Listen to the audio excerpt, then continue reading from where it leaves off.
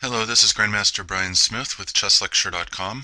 We're going to look at a game today which was interesting to see how Magnus Carlsen beat Jan Smeets with black side in this looks like some deceptively safe ending from White's point of view. But it was interesting not just from a psychological perspective, but also from the chess perspective, of course. So the game began with e4, e5, knight f3, knight c6. It was a Spanish, the main line, and now Carlsen chose the Breyer in this game. d4, knight to d7, knight to d2, bishop b7, bishop c2, all theory. If you want, of course, I did a series on the Spanish from White's point of view back in 2015. You can check out, cover this position, of course, much more detail. This video is not really about the opening. Now, Carlsen chose the slightly less common c5. Rook e8 is more of the main line, but c5 is another playable alternative. Now, knight f1.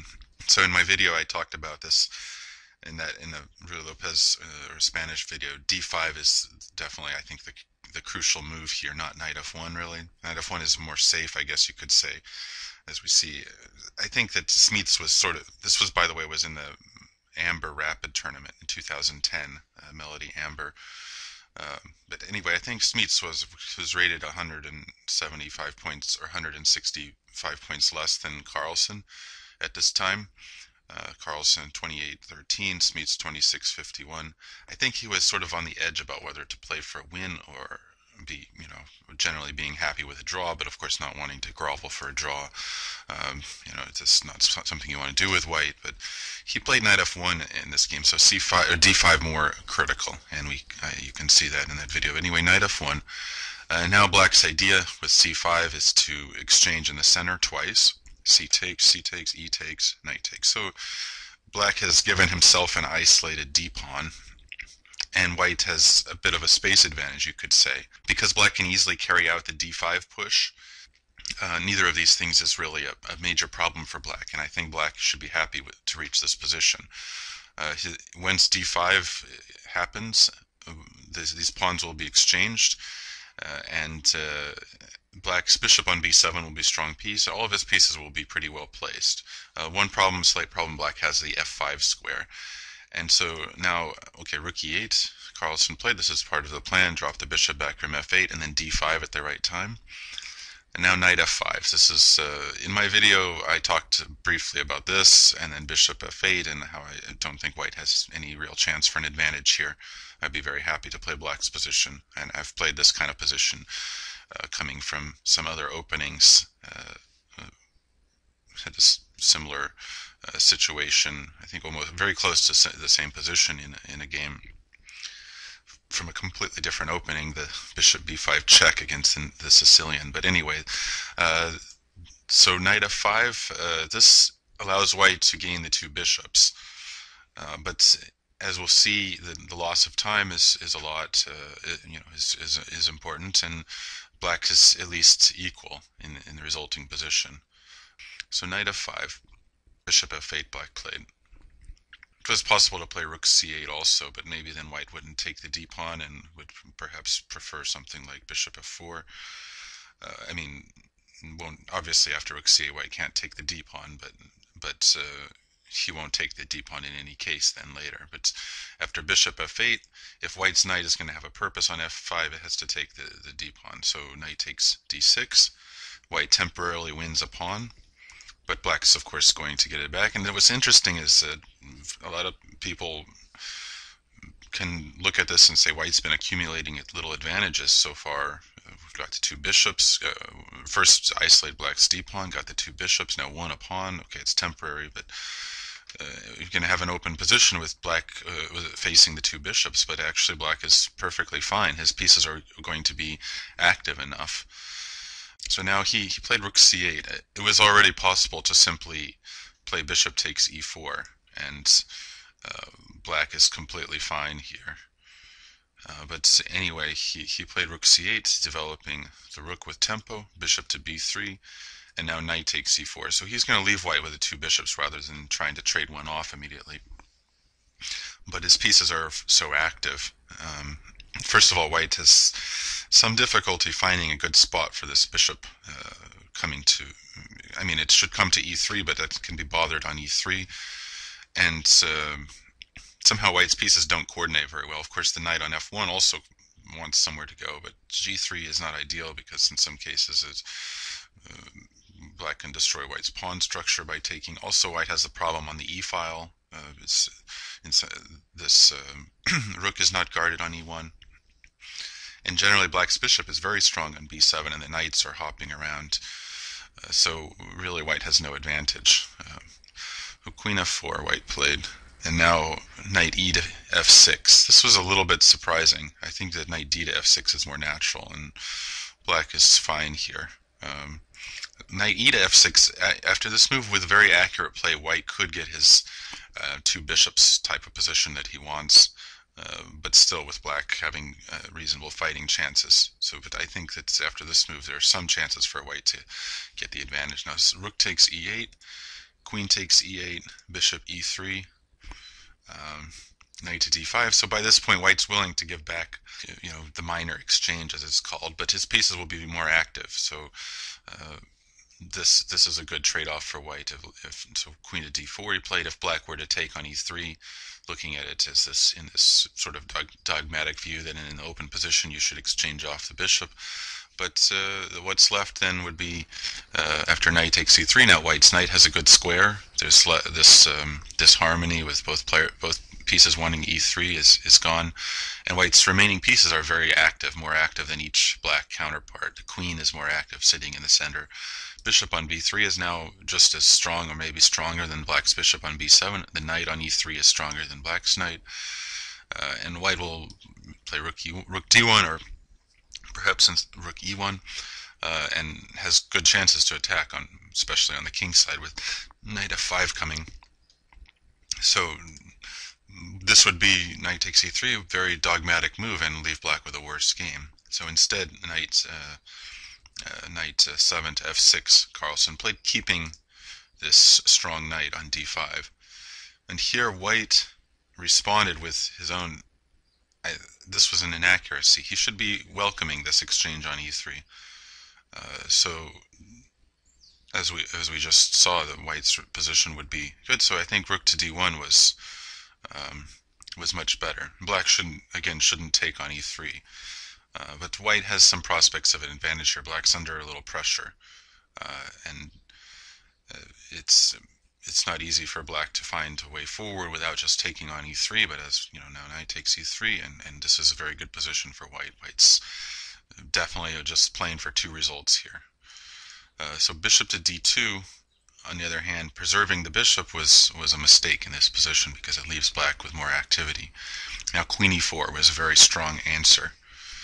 So it turns out black would like to trade queens, which probably on a psychological level Smeets welcomed, because I think he was sort of wanting to make a comfortable draw in this game.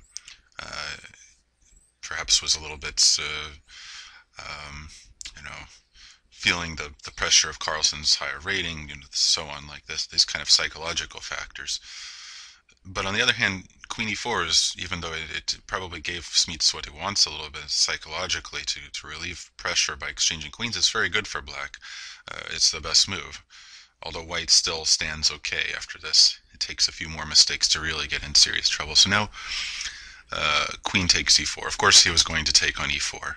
There is little chance that the risky move queen a7 would appear on the board when you have these two pieces aimed at g2, but in fact this move was quite playable and maybe was technically better than the move he played.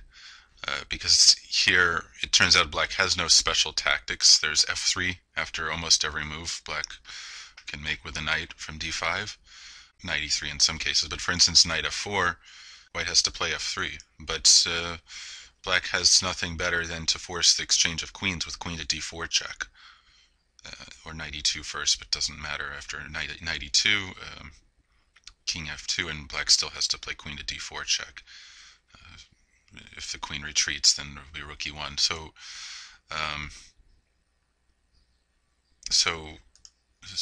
queen to d4 check, queen takes, knight e2, king f2, knight takes d4, and now here white can preserve the bishop. And it's a little bit hard to make these, to show how we can make this passive bishop d1, and the other position bishop d2 is an inaccuracy. But here it's really worth preserving that bishop, and white can keep a very small advantage. He can neutralize black's activity. He has rook c1, he's able to keep his queenside pawns defended. So the thing was that in this position, bishop, regardless of the fact that it's under attack, also no longer really stands well on b3. And as we'll see, that bishop getting in the way caused white some problems with defending the queenside pawns. So, and this bishop controls the knight on d4. So now white can continue to make small improvements. Knight e3, maybe at the right moment rook c1, exchange rooks, and as long as he's keeping all the tactics under control and keeping the queenside pawns defended, that would be perfectly fine. But okay, in the game, of course, there was little chance that he was going to avoid the queen exchange. So queen takes c4, knight takes c4, and now rook c1. This was another, looks like a safe move, but it was actually not the right move. So white needed to here again agree to the exchange of pieces. I think he would be happy, of course, if black just took on d2, rook takes c8, bishop takes c8, knight takes d2, and most likely the game will end in a draw. Although you could say that white's somewhat better here. Of course, slight advantage because of the c5 square, but probably the game would be a draw, and there's little chance that Carlsen could cause problems with black.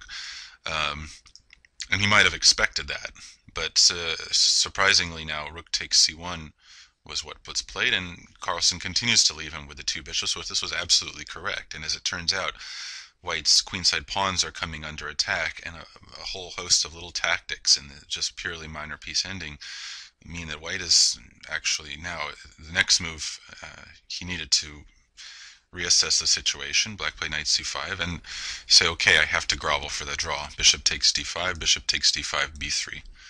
And it's opposite colored bishops. Really, white should, I mean, white's pawns are slightly weak on the queen side. There's some prospect of black attacking them somehow. There's a5, a4, for instance, but really white should draw. I mean, it's not even very hard to draw. But I think he didn't want to grovel. He didn't want to look bad by playing this. He wanted to keep the two bishops and maybe even press for an advantage, but this was wrong. Bishop to c2. Now black is much better, maybe almost winning, you could say. And it's surprising a lot of tactics that happen now. So knight to b4. First problem for white is that a2 and c2 are under attack, and perhaps he was, remember this is a rapid game, of course, maybe white was counting on bishop to b1 and then expelling the knight, or bishop to d2 more likely, expelling the knight and slowly getting the king into it and pushing black's pieces back. But now bishop e4, and white's actually losing a pawn here. So if, for instance, bishop takes c4, knight takes c4, and now a2 is hanging after the only way to guard it by a3, then knight to d3, and white's losing even more important pawn.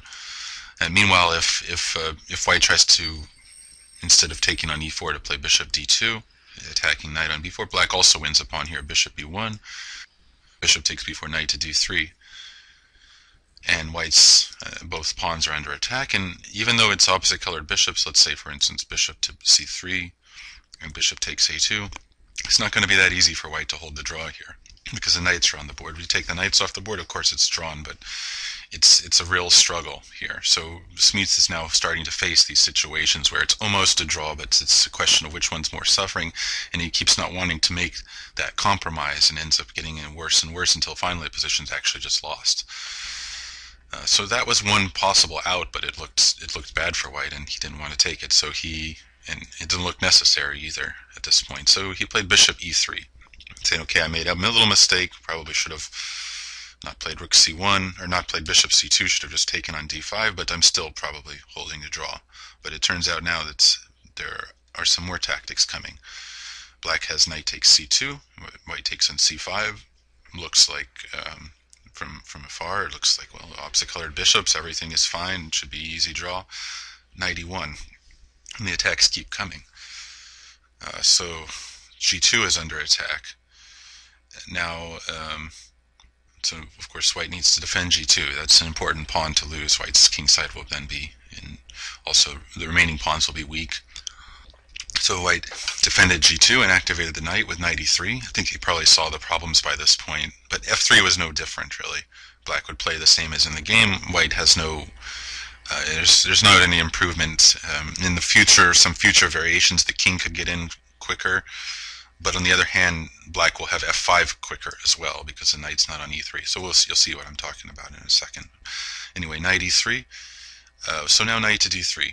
Black still makes these little pinprick attacks, which white just amazingly he's actually much worse now. Bishop, of course, is under attack. Bishop a3, b4 loses a piece, so that's not playable. White has to guard b2. So he has a choice between bishop d4 and b4. And by this point, I think white saw the problems. Bishop d4 is, of course, natural. You want to play this move. You don't want to allow the possibility that black can take the bishop and go into a position wide open with bishop against knight. But now black has a further attack, knight c1, which more pinpricks attacks threatens knight e2 and attacks a2. So if white loses the a pawn, it's that same kind of position what we saw before. It's not necessarily a draw. White, there's opposite colored bishops, but with the knights on the board, it's not so easy. So white could just give up the a pawn, but first we can try to continue. It looks like white might be able to save himself with this move, which not only defends against the knight e2 check by defending the bishop, but also counterattacks g7. But now black has g6. White has to check with knight h6. Obviously, if the knight moves elsewhere, knight e2. And if knight to d6, then black will have bishop to d5, which would threaten a2 again, and still threatening knight e2. So knight h6 check, king f8, and white's able to remove the bishop from danger with gain of time.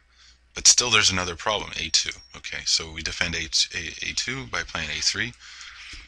Black's pinpricks continue now with knight to d3, again hitting the bishop, and again hitting b2, the same as before, same to tell you, okay, bishop to d4 is necessary, and now knight f4, and from another direction, more of these attacks. So it's amazing that this black's initiative is just continuing in this pure minor piece ending with opposite colored bishops.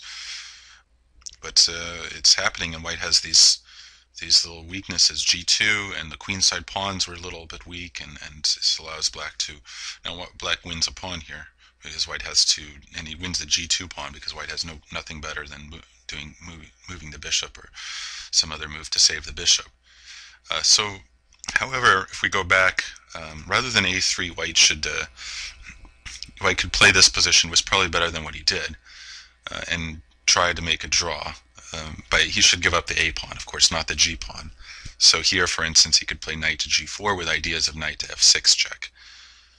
Black should have to play h5, or else he probably doesn't have anything, and then knight f6 and king to d8. And once the threats still remain, knight takes a2. If white plays a3, knight d3 followed by knight f4. Again, works the same way. So white should just finally neutralize black's bishop with f3 and give up the a pawn, and then bring the king into the game. And there's reasonable chances to draw this. I mean, again, we saw this kind of position before. Opposite colored bishops. Black has one extra pawn. It's a struggle, but for white. But he has this, can exchange pawns on the king side. His pieces are fairly active, so the chances of making a draw are pretty good. But he didn't want to make this compromise. I don't know how much. Remember, this was a rapid game. How much was calculated, but he didn't want to make this compromise. He said, I shouldn't have to give up a pawn in this simple ending and struggle to draw. So he just protected the bishop and saved the pawn. And now there's now g2 is guarded. The queenside pawns are saved, but now white has the problem that black's going to be able to take the bishop, and then it's going to be a wide open position with bishop against knight, which is also not so easy. Maybe this position probably should be winning for black now. So now came a5. Oops, a5. Very good move, undermining white's bishop. White played a3, which was the obvious response, but he had one more chance here to try to save the bishop from capture and keep the opposite colored bishop. So bishop to d6. But now black would have to make, I mean, it's not a hard choice, but it's instructive how to take on b4. If he takes for the knight, white's going to take and then knight c2 and regain the pawn. But if he takes for the a pawn, white has knight c2. Now black can win a pawn with bishop d5. And then this pawn can't be defended. However, knight takes b4 forces the exchange of knights. And then this ending is a pretty elementary draw. White's king will arrive on scene soon enough to the queen side, and with opposite colored bishops, white will be able to create a fortress. So that's out of question if black's playing for a win. So the correct decision was knight takes b4. Rather than winning a pawn, to go into this simple position with bishop against knight on an open board. Takes, white has to, of course, if something else, then black just won the pawn and is also attacking a2. So takes, knight c2, and white's going to take the pawn back, but the black king gets on the scene first. King f8, knight b4, king e7. And this position is winning for black, I think.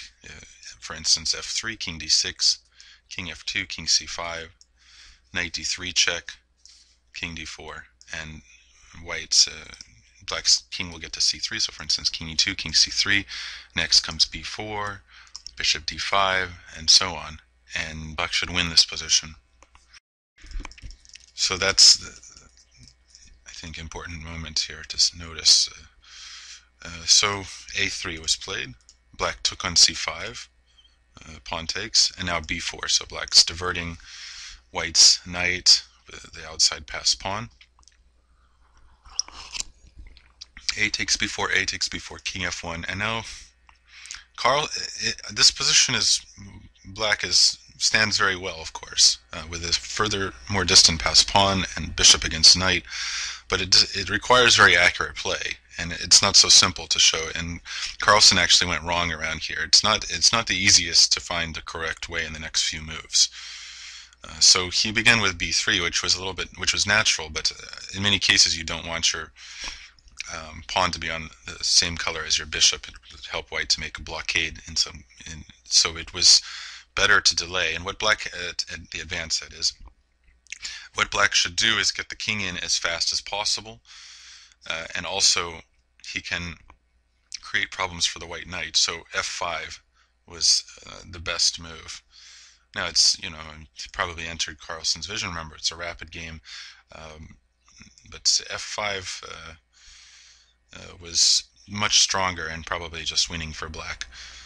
So, for instance, of course you can't take because b3 and the pawn can't be stopped. So f4 is also coming, which would seriously cramp white's kingside pawns and drive the knight away. So g3 is natural response. And now king f7. So black won one tempo to get the king in. Not ideal to have the pawn on f5, but the tempo was worth it. So king f7, king e2. Again, white can't take the pawn. Bishop e4. This was the only move here for black to even stand well at all. But bishop e4, and this was a crucial thing. And now black's king is coming up. White's hopelessly restricted here. So and if f3, then comes b3, and white can't take the bishop. Knight c4 play, and now bishop d5, knight to b2, king e6, king e3, bishop c6, and this position I think black should win. King d5 is coming. The f pawn is under attack if white king moves.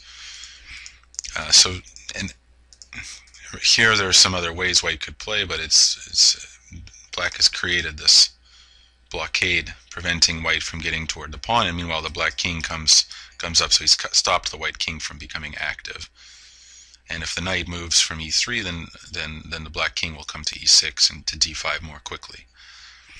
So that was apparently the way to play. But b3, okay, b3 was not as accurate. Knight to d1, now king f8, so black needs to bring the king in. and g3. So white had to play this move anyway, but at this point, now notice that white has the access to c3, which is why we don't necessarily want to move the pawn off of a dark square until the time comes. So it's a question whether black can still win, actually. Carlsen played g5, which was also probably not the best move. So king e7 was natural, of course, but maybe black, I mean, black has very good winning chances, but it's not so easy to decide if it's really even still winning. So king e2, for instance, bishop c8, h4, bishop g4 check, forcing a weakness f3. So black's able to do this at least. Well, he has a chance. You want to force f3. Bishop e6, king d3. But the question is, king d7, after this position, king c3, king c6, king b4, which is important to not allow king b5. I mean, whether black can win this position. After, for instance, bishop to d5, f4, and now white's just going to play knight to b2 and then move the knight back and forth through d1 to b2 or to d3 to b2. And it's hard for black to invade with the king because the bishop has to guard b3. So if if the bishop retreats to e6, for instance, and black tries to play king to d5, white will be able to take the b3 pawn, and then after king takes c5, king c3, and white will draw. So it's not easy to make progress for black. He can't put white in zugzwang, and I think white has a fortress. So this was important. This is probably why Carlsen played g5. But after g5, it's really hard to find anything for black. White has to make some more mistakes to lose this game. So now king e2. White played bishop g2. Again, king e7 comes to the same thing. You can check on the PGN. It's basically the same thing. The white king comes to b4. Only difference is that the g pawns will be traded when black forces h4. But white won't have played f3 either. So it comes to the same thing, and you can check that out. So instead, black played bishop g2, h4. And g takes h4, g takes h4, and now Carlsen tried king g7. Looks a little bit strange, but he's looking for some chance to win, and he wants to now to go after the h pawn. So instead of bringing the king to the center, brings it to the king side. So if instead king e7, then king to d2, king d7, knight e3, attacking the bishop, and after bishop a8, white has knight c4, which now. The problem is that black can't approach the c-pawn without allowing knight a5 check, and that ending should be a draw. Although there was a reasonable try to play, for instance, king c6, knight a5, king c5, knight b3, king c4, and surprisingly, white's even material and everything on one side. White doesn't have a complete draw yet. For instance, knight c1, king d4, and black's going to start walking across and I think take the h-pawn. Probably, I mean, white should be able to draw, of course, but it's not completely elementary, at least. But still, that wasn't a realistic winning chance for black. So instead, he went king g7. Now king d3, king g6, king c4. Okay, this is natural. Now white has to give up the h-pawn, but he's going to have this c-pawn, and the question is whether black's going to be fast enough to queen the h-pawn while white wins the bishop with the c-pawn. Okay, king takes b3, white had to be diverted to take that pawn, king h4, knight e3, bishop b7, king c4, h5. And here white made, I think, decisive mistake. Probably now under pressure for most of the game, really. Finally getting close to what could be a draw, but having to calculate with probably very little time left, he decided not to abandon black to queening the h-pawn, but rather to try to come back with a king and create a fortress. It's hard. It's not easy to calculate. I know probably not very much time at all on the clock, but what he had to do was king to b5, and now it turns out that white can draw, although it's not easy. So for instance, king to g5, okay, black makes the h-pawn to advance, c6, So why black played bishop to b7 so that he'd be able to drop the bishop back to c8 and delay white's delay having to give up the bishop for a little while longer. So bishop to c8. If black plays bishop takes c6, this is just a draw. King takes, for instance, king f4, king d6, king f3, and now there's king f5. Stops the h pawn, and meanwhile white goes after the f pawn. Or if h4, white just brings the king closer, and then we'll have knight f1 to stop black's pawn when it becomes necessary. And notice that as long as white's king is ready to take the f pawn, as long as black's pawn is stopped on h2, with the pawn before it gets to h2, and when it's stopped on h3, then it's draw because white's knight have enough squares to go to. So instead, more interesting is bishop c8.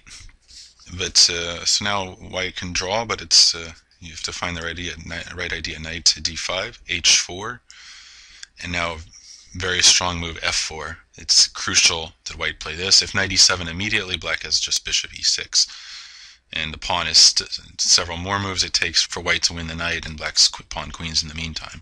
So it's necessary to include f4 check first, and now king g4. If the king moves, for instance, to h6, then it's still knight e7. And white has the move f5 if the bishop goes to h3, for instance. It can't go to h3. So king g4, now knight e7. And the reason for f4 is now if bishop e6, there's f5. So black instead plays h3, knight takes c8, h2, and now knight b6, h1 queen, c7. And despite black having an extra queen, the game is drawn, as the pawn is threatening to queen, of course, and black only has no way to stop that from happening. So so that was the way to the draw, but of course it's a hard decision to make when you have to kind of just go by intuition if you don't have time left, which I'm sure he didn't. So king to d4. Black played king to g5, and now second slight mistake, king e5, although it was probably losing, but knight f1 was a much more difficult defense.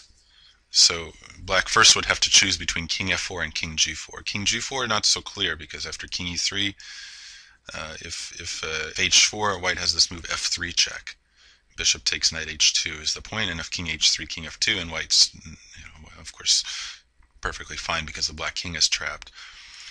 So king h3 instead, but it's not so clear. So looking at it, I think that, black's king gets a little bit sidelined. I'm sure, maybe winning, but I think that king f4 was better way, boxing white's king out.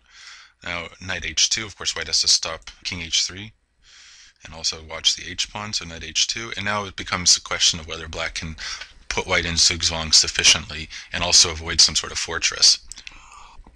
So looking at this position, at first I was, okay, black has infinite tempo moves, so it's not a question of whether he can put white in zugzwang, but okay, so bishop c6, white's king should stay on d3 and d4. I think if king goes away to c3 or c4, then king e4 is decisive. Black pushes white out earlier, but it probably doesn't make a big difference. Anyway, king to d3. So at first I was looking at this where black begins by pushing the h pawn. After all, why not? h4, king d4, h3, king d3. Now use a double step of the f pawn to put white in zugzwang. f5, king d3, and now king e5. This is the only way to make progress for black. Now he has to go take the c pawn. White's knight is still stuck, but white's king gets back.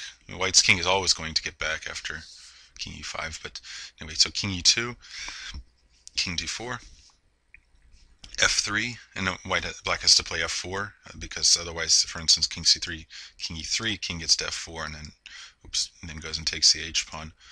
So black has to first play f4. Now king f2, king takes c5, and knight g4, and here white has an interesting fortress. White's knight has both f1 and g4 to go to, and black can't control both of those with the bishop at the same time. So the game is drawn. The white king just sits on f2, and the knight revolves back and forth, and black can't do anything. So the crucial thing was to avoid the advance of the h pawn. So going back here, black needs to began with f6, the best way to put white in zugzwang. King d4, f5. We do need the f pawn to advance. King d3, king e5. And now, for instance, king e2, black can play king e4, king f1, king d4. Okay, so if white tries to set up the same thing, he's, for instance, king g1. He's not escaping here. It'll lead to the same position, so black will still play the same way. Just instead, if white plays king f1, king d4, king e2. If white plays this instead, trying to keep black's king out for as long as possible, now comes f4. And white has nothing better than f3.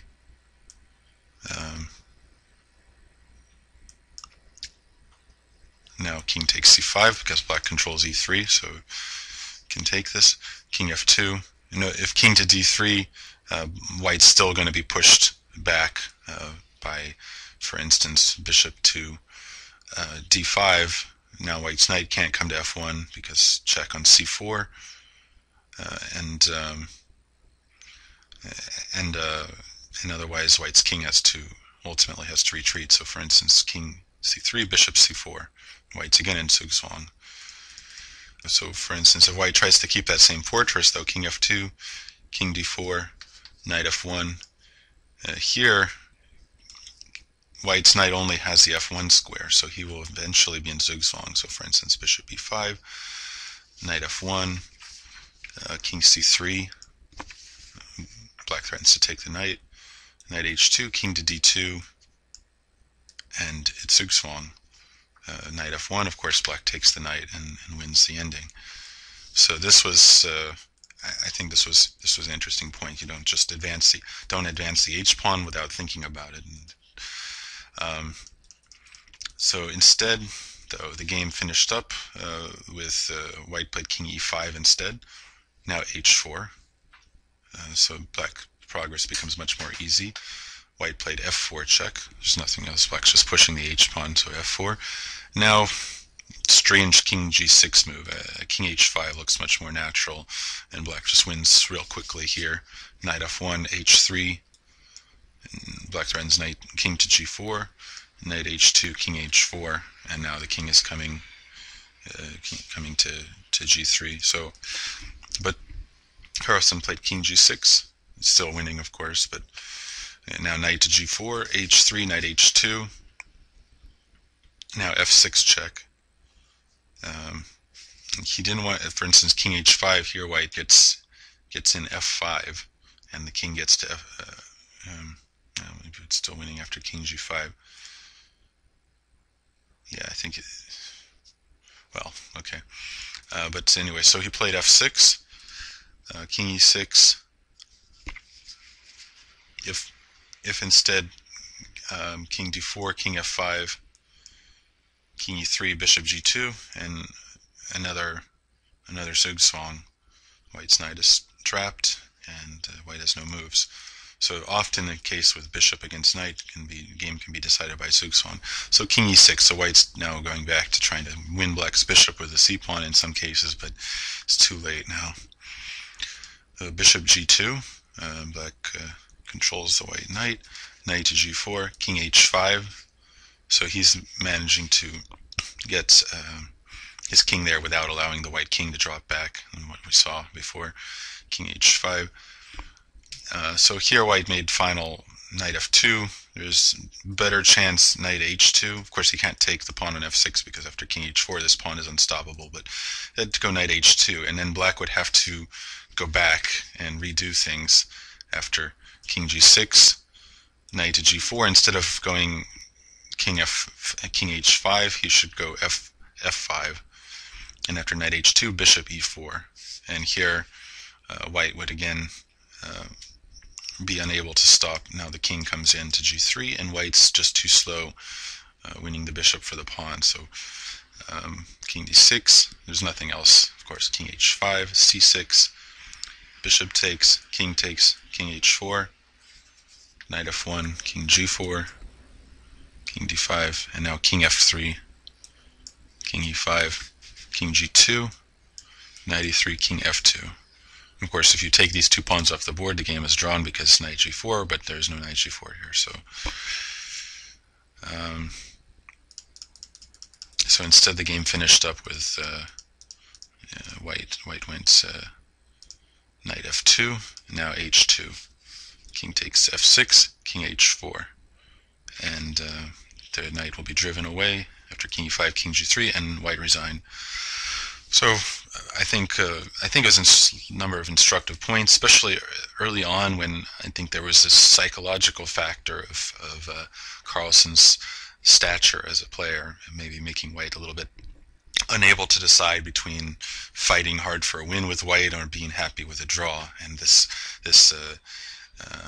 ambivalence caused him some problems, slowly getting into a worse and worse position. And then finally we have interesting minor piece ending, some number of instructive points. This has been Grandmaster Bryan Smith with ChessLecture.com.